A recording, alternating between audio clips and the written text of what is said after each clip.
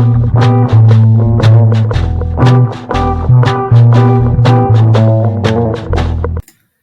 and welcome to yet another stock review. In this video, we are going to talk about Bajaj Holdings and Investment Limited.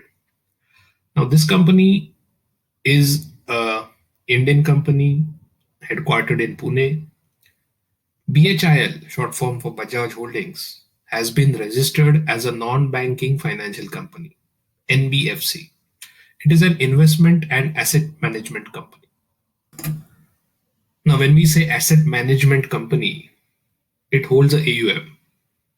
So let's look at the portfolio for Bajaj Holdings or BHIL.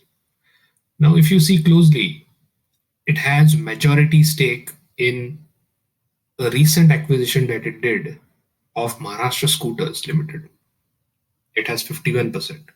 But other than that, if you see Bajaj Auto, Bajaj Electricals, Bajaj Finance, all in the range of 30%, right?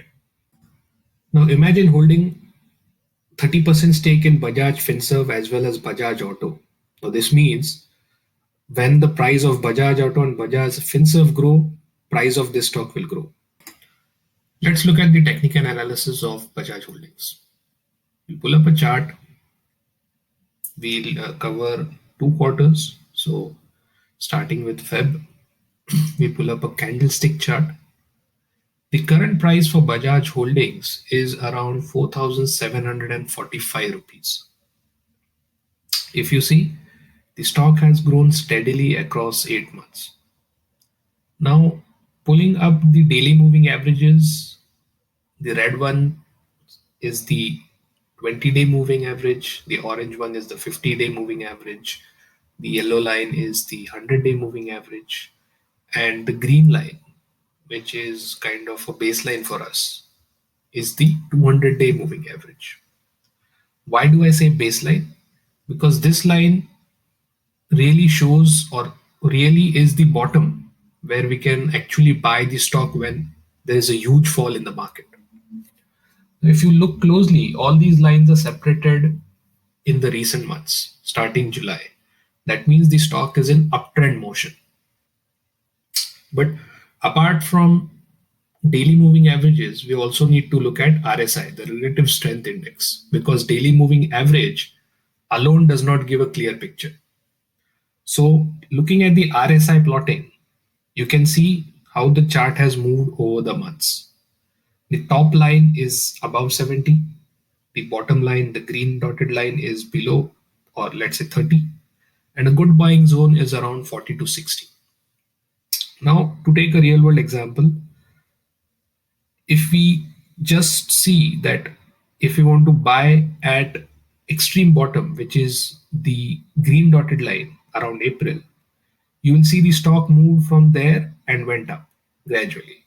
In October, it hit a peak. So let's plot the same on the candlestick chart. Just before April, if you see on the 100-day moving average, that's when the stock actually started to take off. This means at 60 current RSI, the price is not bad. Now let's jump to the financials. Here, typically, we're not going to look at revenue or net profit. We're essentially going to look at return on investment. Why are we not going to look at net profit or revenue? Because this is a holdings company. This is not generating a product or manufacturing something. It is holding shares of certain company, right? This is just an office where 5-6 people sit and do some analysis. Anyway, so talking of return on equity, if you see 2017 was a peak with 13.8 and lowest is in 2021 with 9. But an average we can consider of 10.5. Pretty decent. Now, if we consider the earnings per share, this is a good indicator because now it will show you if the stock has grown.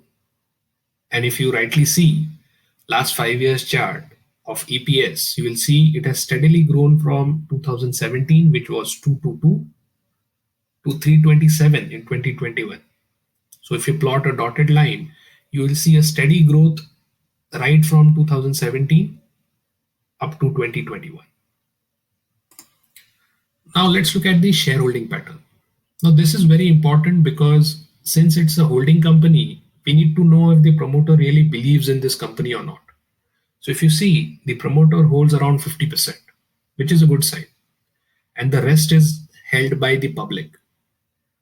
Foreign investors are also holding majority. I mean, compared to domestic, it's huge, 13%, but 50% is a good sign for us.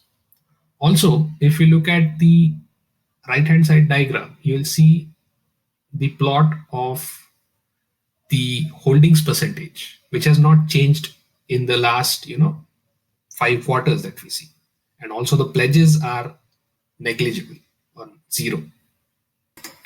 So, in conclusion, I would say that you should not measure this stock in a normal sense because this is neither a manufacturing company nor it is offering any service. This is an NBFC, but also you can consider it as a holding company rather than an NBFC. So, we should look at the overview first. So, if you look at overview, you will see the 52-week high was 5,100.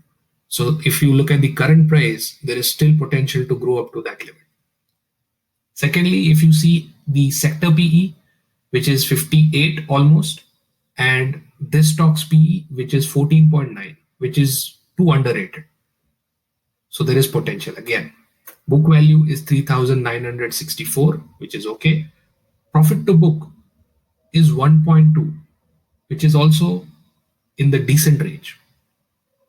Market cap is 52,816 crores, which is mid cap. So I would say that if you're looking at it as a holdings, you know that it's a pass and you have to buy it for a long term perspective and just keep on holding it. Why? Because imagine this, yeah, it holds Bajaj Auto 30%, it holds Bajaj Finance 30%. It has recently acquired Maharashtra Scooters for 51% stake. And let's assume that Maharashtra Scooters does something in electric vehicles, two-wheeler electric vehicles. Yeah, it partners with some company. This stock will tremendously grow in value. So you should look at it from that perspective. And that's why I say that it is a pass. With that said, I thank you all for watching. Until next time, cheers.